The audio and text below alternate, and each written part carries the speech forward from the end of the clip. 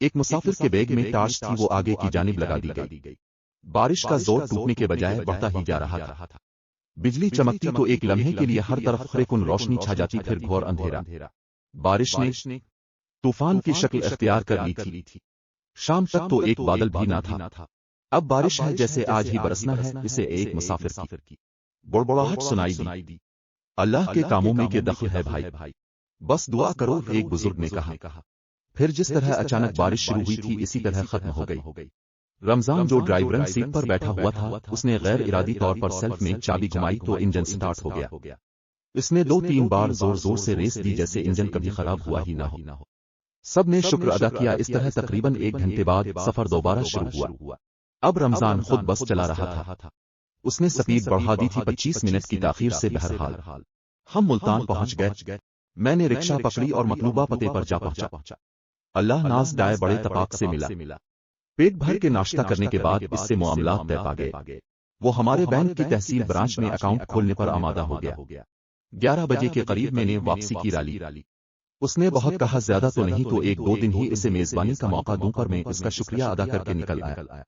دوسرے روز head office report کی تو چیئرمین بہت خوش ہوئے۔ PADA کے علاوہ انہوں نے بھاری بونس بھی دیا۔ میرے کولیگز کا خیال تھا میرا پروموشن پکا ہے۔ مذکورہ زمیندار کے اکاؤنٹ کھولنے سے بینک کو کافی فائدہ تھا۔ دوسرے دن چیئرمین نے مجھے آفس میں بلایا۔ میں خوش گیا کہ ابھی پروموشن لیٹر لے کر آتا ہوں، لیکن ہوا اس کے بالکل برعکس۔ مجھے ٹرانسفر لیٹر ملا۔ چیئرمین کا خیال تھا میری صلاحیتوں کی وجہ سے جس طرح یہ اکثر شخص راغب ہوا، اسی طرح دیگر زمینداروں کو بھی میں اپنے بینک میں اکاؤنٹ کھولنے پر آمادہ کر سکتا ہوں۔ جائنت کے لیے مجھے 2 دن دیے گئے۔ اپنی داستان بیان کرنے سے پہلے میں آپ سے متعارف ہو جاؤں۔ میرا نام فاروق احمد خان ہے۔ ایک خوشحال اور خوش قسمت انسان ہوں۔ خوبصورت اور خوب سیرت بیوی سائمہ، 2 پیارے بچے، 7 سالہ احد اور 5 سالہ مومنہ، اچھی ملازمت، شفیق ماں، محبت کرنے والی بہنیں اور بھائی۔ مجھے وہ سب کچھ میسر تھا جس کی ہر کسی کو خواہش ہوتی ہے۔ جب میں نے پروموشن اور ٹرانسفر کی خبر گھر آ کر سنائی تو سائمہ جہاں میری پروموشن سے خوش ہوئی، وہیں اس بات نے اسے افسردہ کر دیا کہ سب کو چھوڑ کر جانا پڑے گا۔ بڑے بھائی نے کہا، اس میں پریشانی کی کیا بات ہے؟ سرکاری ملازمت ہے، کچھ عرصہ بعد پھر واپس ٹرانسفر ہو جائے گی۔ 2 دن بعد میں جائنت کے لیے روانہ ہوا۔ لاہور سے مذکورہ شہر 4-5 گھنٹے کی مسافت پر تھا، اس لیے میں فجر کی نماز کے بعد روانہ ہوا۔ یوں بھی رات کے سابقہ سفری تجربے نے مجھے محتاط کر دیا تھا۔ تقریباً 11 بجے وہاں پہنچ گیا۔ چھوٹا سا شہر تھا، ٹانگے والے نے لگ بھگ 10 منٹ میں مجھے لاری اڈا سے بینک کے سامنے پہنچا دیا۔ سٹاف نے نہایت اتفاق سے میرا استقبال کیا۔ سابق منیجر بزرگ آدمی تھے اور اپنی مدت ملازمت پوری کر کے ریٹائر ہو رہے تھے۔ باقی عملہ بھی اچھے لوگوں پر مشتمل تھا، خاص کر کیشیئر عمران محمود تو مجھے بہت اچھا لگا۔ وہ عمر میں مجھ سے 2-3 سال چھوٹا ہوگا، ہنس مکھ اور ملنسار انسان تھا۔ ہم تھوڑی ہی دیر میں بے تکلف ہو گئے۔ دفتر میں میرا پہلا دن بہت اچھا گزرا۔ چھٹی کے بعد عمران اصرار کر کے اپنے گھر لے گیا۔ اس کی بیوی نازش تعلیم یافتہ اور سلجھے ہوئے مزاج کی مالک تھی۔ عمران کے 3 بچے تھے، تینوں بیٹے۔ اس نے شاید دفتر سے نازش کو فون کر دیا تھا، اس لیے دسترخوان پر کئی قسم کے کھانے موجود تھے۔ کھانا واقعی لذیذ تھا، اس پر میاں بیوی کے خلوص نے اس کی لذت کو دوبالا کر دیا۔ کھانے کے دوران نازش مجھ سے میرے گھر والوں کے متعلق پوچھتی رہی۔ سائمہ اور بچوں کے آنے کا سن کر بہت خوش ہوئی۔ کھانے اور چائے کے بعد اصل مقصد کی طرف آیا۔ عمران، مجھے کرائے پر ایک اچھا سا مکان چاہیے خان بھائی۔ کوئی مسئلہ نہیں، کل ہی مکان کی تلاش شروع کر دیتے ہیں۔ پھر کچھ سوچ کر کہنے لگا، خان بھائی، یہاں سے تھوڑی دور پروفیسر صاحب کا شاندار بنگلہ خالی تو ہے، لیکن اتنا کہہ کر وہ خاموش ہو گیا۔ لیکن کیا؟ میں نے پوچھا۔ کچھ نہیں۔ اس نے ایک نظر نازش اور بچوں کو دیکھا، پھر کہنے لگا، اچھا کل جا کر دیکھ لیتے ہیں، اگر آپ کو پسند آئے تو ان سے بات کر لیں گے۔ کل کیوں؟ آج ہی چلتے ہیں، میں نے کہا۔ ٹھیک ہے خان بھائی۔ وہ فوراً تیار ہو گیا۔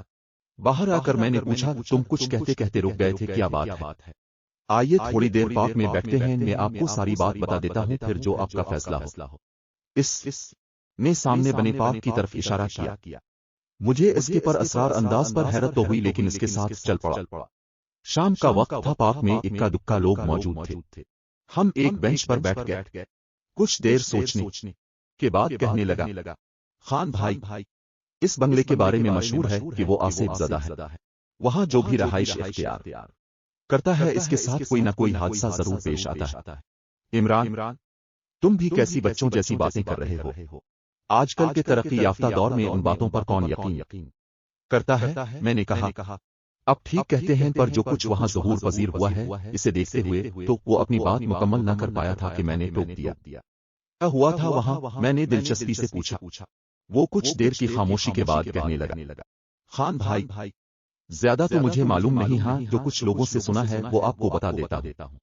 پروفیسر صاحب کا پورا نام مرزا عظمت بیگ ہے، لیکن پکارے وہ پروفیسر بیگ کے نام سے جاتے ہیں۔ ان کے دو ہی بچے تھے، مسعود اور نورین۔ مسعود امریکہ تعلیم حاصل کرنے گیا، پھر وہیں ملازمت اور شادی کر کے مستقل سیٹل ہو گیا۔ نورین سنا ہے نہایت حسین تھی۔ اس کی شادی اس کے خالہ زاد سر جن طاہر سے ہوئی جو خود بھی خوب روجوان تھا۔ انہیں ایک چاند سورج کی جوڑی کہا جاتا ہے۔ یہ بنگلہ جو ہم دیکھنے جا رہے ہیں پروفیسر صاحب نے بڑے چاؤ سے تعمیر کروا کے نورین کو جہیز میں دیا تھا۔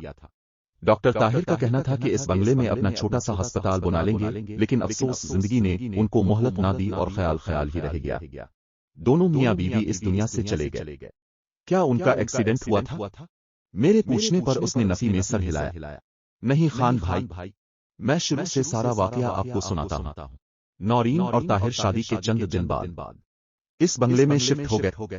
ضرورت کی کون سی شے تھی جو پروفیسر صاحب نے اپنی اکلوتی بیٹی کو نہ دی، لیکن افسوس اسے استعمال کرنا اس کی قسمت میں نہ تھا۔ شادی کے کچھ عرصہ بعد نورین کی طبیعت خراب رہنے لگی۔ طاہر ایک قابل ڈاکٹر تھا، اس لیے پہلے تو خود علاج کرتا رہا، لیکن نورین کی حالت دن بدن بگڑتی چلی گئی۔ بہت علاج کروایا گیا، قابل سے قابل ڈاکٹرز نے چیک کیا، لیکن اس کا مرض کسی کی سمجھ میں نہ آ سکا۔ تھوڑے عرصہ بعد نورین سوکھ کر کانٹا ہو گئی۔ وہ ہر وقت بہکی باتیں کرتی، راتوں کو اٹھ زور سے چیختی۔ پروفیسر صاحب کے عزیز و اقارب نے ان کو مشورہ دیا نورین کو کسی عامل امیر فقیر کو دکھا دے، لیکن وہ ان باتوں کو خرافات سمجھتے تھے۔ نورین کی والدہ صابرہ بیگم نے جب بیٹی کی حالت دم بدم بگڑتے دیکھتی تو ایک مولوی صاحب کو بلوایا، جس نے نورین کو دیکھ کر کہا اس پر ایک زبردست عاصب نے قبضہ جما رکھا ہے، لیکن یہ کام اس کے بس سے باہر ہے، جو کسی عامل کو بلوا کر اس کا علاج کروائیں۔ اس کے بعد کئی عامل پیر فقیر آئے، لیکن کوئی دعا کارگر نہ ہوئی۔ مرض بڑھتا گیا، جو دوا کی تھک ہار کر انہوں نے علاج کروانا چھوڑ دیا۔ کچھ دنوں بعد حیرت انگیز طور پر نورین کی حالت سنبھل گئی۔ سب نے سکھ کا سانس لیا۔ مسز بیگ نے بیٹی کی صحت یابی کی خوشی میں ایک چھوٹی سی پارٹی کا اہتمام کیا، جس میں ان کے قریبی عزیز مدعو تھے۔ رنگا رنگ تقریب جاری تھی کہ ایک موسم کے تیور بدلنا شروع ہو گئے۔ بارش اور آندھی کا طوفان اس طرح اچانک نازل ہوا کہ سب حیران رہ گئے۔ موسم کے باعث تقریب جلد ختم کر دی گئی۔ مہمان افراتفری میں رخصت ہو گئے۔ نورین نے اپنی والدہ سے کہا، امی جان، ہم بھی واپس گھر جا رہے ہیں۔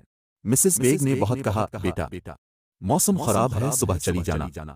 وہ نہ مانی اور دونوں میاں بیوی واپس بنگلے پر آ گئے۔ دوسرے دن مسز بیگ نے نورین کی خیریت دریافت کرنے کے لیے فون کیا۔ گھنٹی بجتی رہی مگر کسی نے فون نہ اٹھایا۔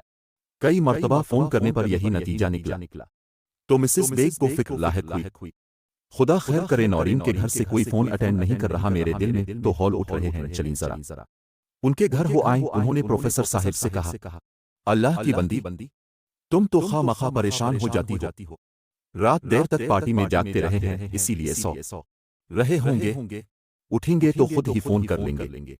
پروفیسر صاحب ہنس پڑے، لیکن ممتا کے ہاتھوں مجبور مسٹر بیگ بار بار فون کرتی رہی۔ تھوڑی دیر بعد انہوں نے روتے ہوئے پروفیسر صاحب سے نورین کے گھر چلنے کے لیے اصرار کیا۔ بیوی کی پریشانی دیکھتے ہوئے وہ اس بار انکار نہ کر سکے۔ نورین کے گھر جا کر انہوں نے گھنٹی بجائی، بار بار بجانے پر بھی دروازہ نہ کھلا تو پروفیسر صاحب بھی پریشان ہو گئے۔ سامنے تو کر صاحب جن سے پروفیسر بیگ نے یہ پلاٹ خریدا تھا کا بنگلہ تھا۔ انہوں نے جا کر ان کو بتایا نورین کی بیماری کے متعلق وہ بھی جانتے تھے، اس لیے جلدی سے اپنے بیٹے ساجد کو لے کر فوراً ان کے ساتھ چل پڑے۔ انہوں نے بھی 3-4 گھنٹی بجائی، لیکن نتیجہ صفر رہا۔ انکل اگر آپ اجازت دیں تو میں دیوار پھلانگ کر اندر سے گیٹ کھول دیتا ہوں، ساجد نے کہا۔